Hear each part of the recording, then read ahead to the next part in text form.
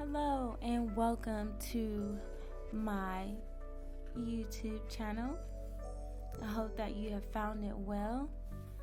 We are going to go into the next chapter of our book club, which is going to consist of the law of planning. Okay, so this is going to be chapter 5, the law of planning. It says, anyone intending to be successful cannot ignore the law of planning. This biblical law is illustrated by the following words of Jesus. Suppose one of you wants to build a tower. Won't you first sit down and estimate the cost to see if you have enough money to complete it?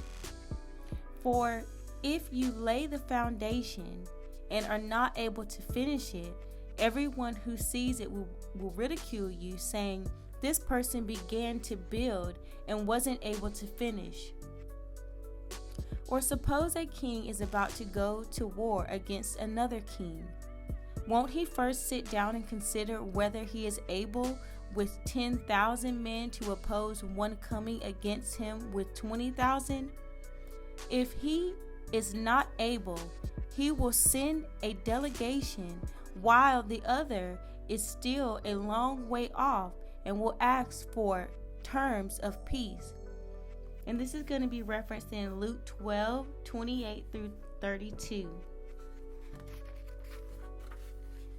The planning stage of any task is paramount to the successful execution of the project.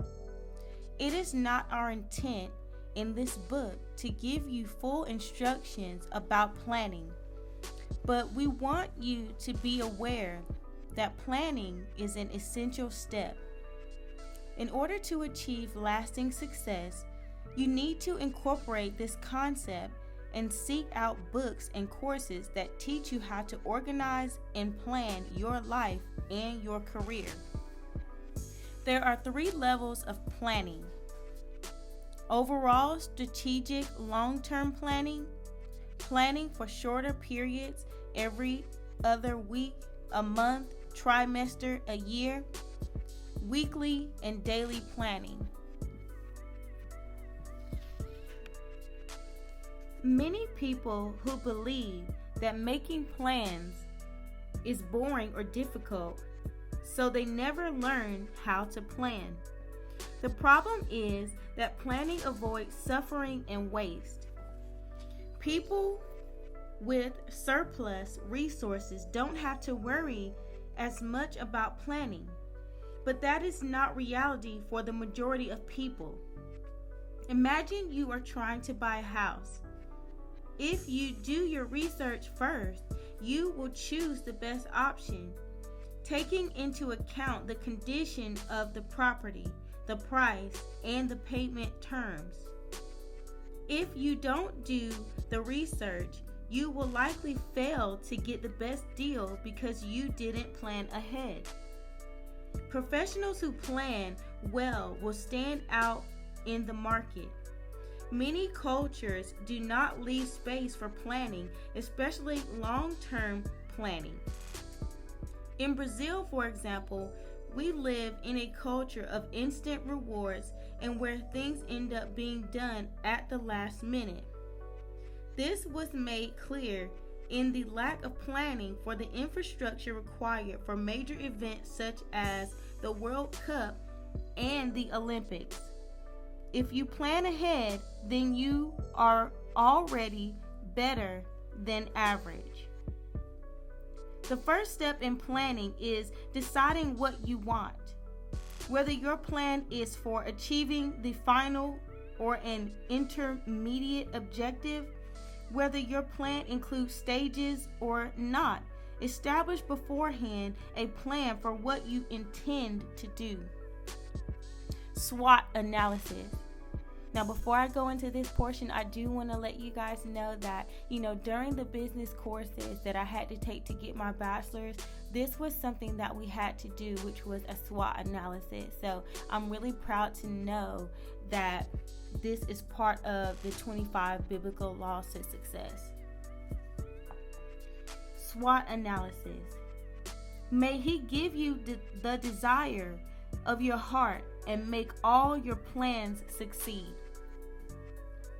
There are a variety of systems and tools available to teach you how to plan effectively, and as we mentioned previously, there are many helpful courses and books on the subject. One widely used corporate management tool is the SWOT analysis, which provides a picture of a company's internal and external environment. This technique is credited to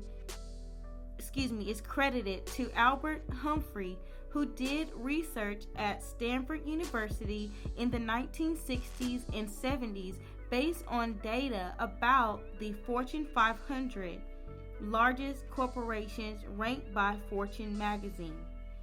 This analysis will help you define the strategic actions you will need to adopt as you identify the positive and negative factors you will have to face. SWOT is an acronym for strengths, weaknesses, opportunities, and threats. The purpose of the SWOT analysis system is to analyze the internal environment's strengths and weaknesses and the external environment's opportunities and threats. This analysis looks at qualities and deficiencies on an internal level and analyzes ease and difficulty on the external level.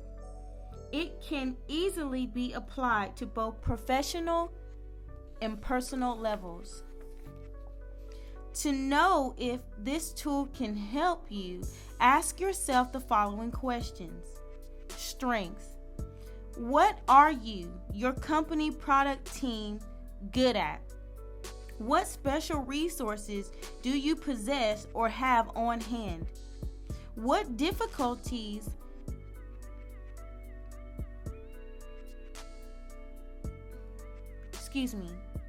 What differentiates you from others?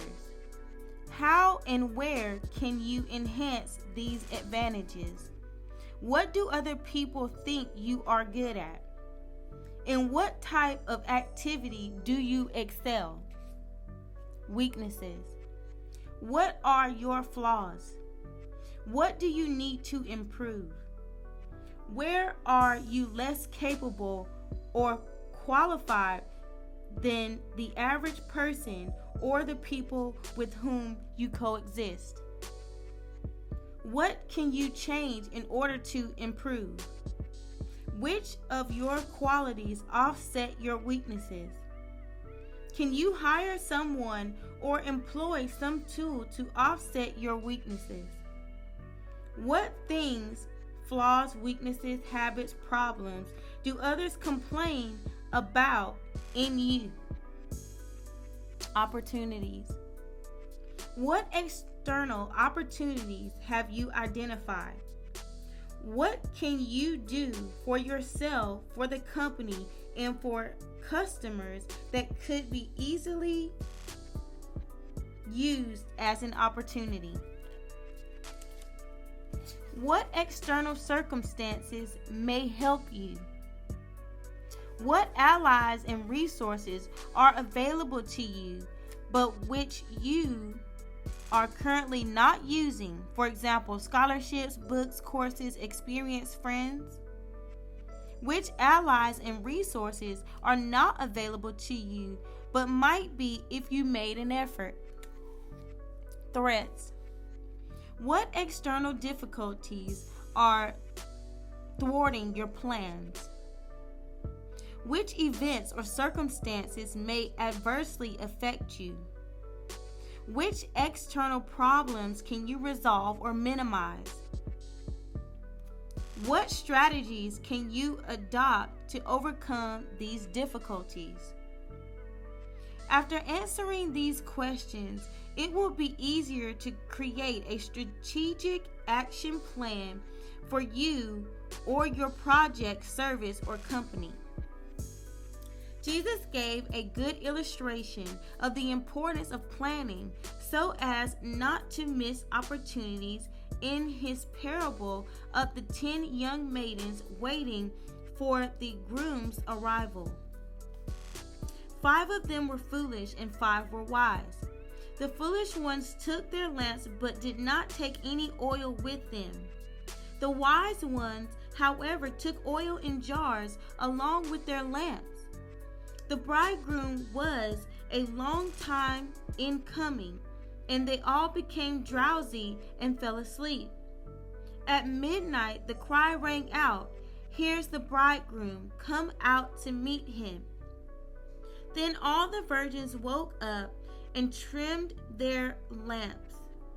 The foolish ones said to the wise, "Give us some of your oil. Our lamps are going out." "No," they replied, "there may not be enough for both of us and you. For both us and you. Instead, go to those who sell oil and buy some for yourself." But while they were on their way to buy the oil, the bridegroom arrived. The virgins who were ready went in with him to the wedding banquet, and the door was shut. Later, the others also came. "Lord, Lord," they said, "open the door for us." But he replied, "Truly, I tell you, I don't know you." Opportunity doesn't always arrive when we would prefer it to. But when it does, it should not find us wanting. Proper planning and preparation are the solution. Another name for this prior action is prudence. Prudence can be defined in the following ways. 1. Careful or wise in handling practical matters, exercising good judgment or common sense, a prudent manager of money. 2. Characterized by or resulting from care or wisdom in practical matters or in planning for the future, a prudent investment. And what does Jesus tell us to do? "Be ye therefore prudent as serpents and innocent as doves," which is referenced in Mark chapter 10, verse 16. Unplanned actions are a display not of courage, but of foolishness. In this sense, Solomon says, "The wise fear the Lord and shun evil, but the fool is hot-headed and yet feels secure." Proverbs 14 and 16. In this same vein, William Shakespeare said, "A fool's bolt is soon shot." Haste and the failure to plan are all counterproductive. The importance of time management. Make most of every opportunity. Colossians 4 and 5.